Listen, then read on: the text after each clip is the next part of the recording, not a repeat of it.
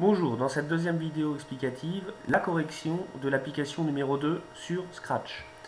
L'exercice est quasi similaire au premier, à savoir il faut ouvrir un fichier déjà existant et finaliser le programme pour que notre lutin se dirige jusque dans la tête du serpent en suivant le parcours défini. On va chercher sur le logiciel Scratch le fichier à ouvrir que vous avez préalablement téléchargé. Le serpent 2 cette fois-ci. Deuxième application. Comme pour le premier exercice, l'arrière-plan, la scène est déjà présente, le lutin est présent aussi, une partie du programme qui permet de définir les conditions initiales, c'est-à-dire comment on doit repartir le jeu dès qu'on le redémarre, c'est défini aussi. Il ne nous reste plus qu'à faire le parcours. Je vous rappelle qu'on est dans un système avec des coordonnées X et Y qui nous permettent de nous repérer dans la page où nous sommes en position verticale et où nous sommes en position horizontale. Donc chaque point de la surface correspond à un système de coordonnées avec une coordonnée X et une coordonnée Y. Là, le point de départ de notre lutin, les coordonnées définissant son emplacement sont X moins 200, Y moins 80. Donc on a défini un stylo en position d'écriture, on a défini une taille de stylo, une couleur, l'orientation aussi. Je rappelle que par rapport au premier exercice, c'est également la même chose, c'est-à-dire qu'on a une notion d'orientation qui est indispensable à définir. Ici, on définit que le lutin est orienté à 90 degrés, c'est-à-dire qu'il est orienté 90 vers la droite, il regarde vers la droite, il est prêt à avancer. Bon, on va assez vite, puisqu'on a déjà fait le premier exercice.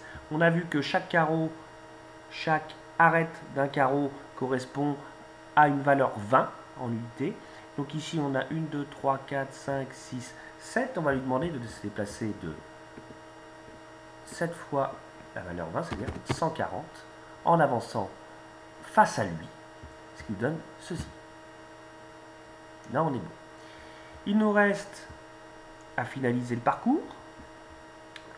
Le lutin doit regarder vers le haut, donc on choisit le bloc orientation, orientation vers le haut. Une fois que le lutin est orienté vers le haut, on va lui demander de se déplacer verticalement donc, vers le haut. Là, on va avoir une valeur de déplacement correspondant à 80. Voilà. Le lutin doit regarder avant de se déplacer vers sa droite. Donc on le réoriente vers la droite. Ce qui nous donne cela. Il peut maintenant avancer devant la valeur 100 correspondant à l'espacement qui est ici. On fait le test. Et là, on arrive à une première difficulté, si je puis dire, puisque il faudrait qu'on réoriente, vous voyez, notre lutin, mais pas verticalement vers le haut. Hein. On est là en diagonale. Donc finalement, l'orientation qu'on doit choisir, c'est pas 90, moins 90, 0 ou 180. On va changer la valeur. On voit qu'on est à 45 degrés. Hein. Et bien, on va tout simplement la taper, cette valeur. On va choisir l'orientation 45, plus 45. Si on vérifie là l'orientation, voilà, de notre lutin, elle est bien orientée vers cette direction. Et là, on va se déplacer. On va compter les carreaux. Alors, on est en diagonale, c'est un petit peu plus compliqué. 1, 2, 3, 4, 5. On voit même une valeur un peu plus supérieure. Donc là, on peut y aller au tâtonnement, au fur et à mesure. Mais la bonne valeur, pour qu'on arrive bien à cet emplacement ici, où je pointe, où je place mon pointeur de souris, il faudra qu'on marque une valeur 140 en distance. Voilà. Même chose vers le bas. Vous voyez que là, on ne peut pas s'orienter avec une orientation classique parmi celles qui sont proposées. On ne peut pas choisir à droite ni à gauche, ni vers le bas, ni vers le haut. La seule chose qu'on sait, c'est que si je m'oriente vers le bas, ça correspond à 180 degrés. Donc nous, on ne va pas aller totalement vers le bas, on va être à 180 degrés moins 45, ce qui nous fait 135. Donc là, on va marquer 135 degrés en valeur angulaire. Voilà, on vérifie. Voilà, il s'oriente bien. La longueur du déplacement, ce sera à peu près 80 ou 90. Hein, on est à peu près dans entre deux. Hein. Je vais marquer 90. Voilà. Et là, il faut qu'il s'oriente par contre vers le bas.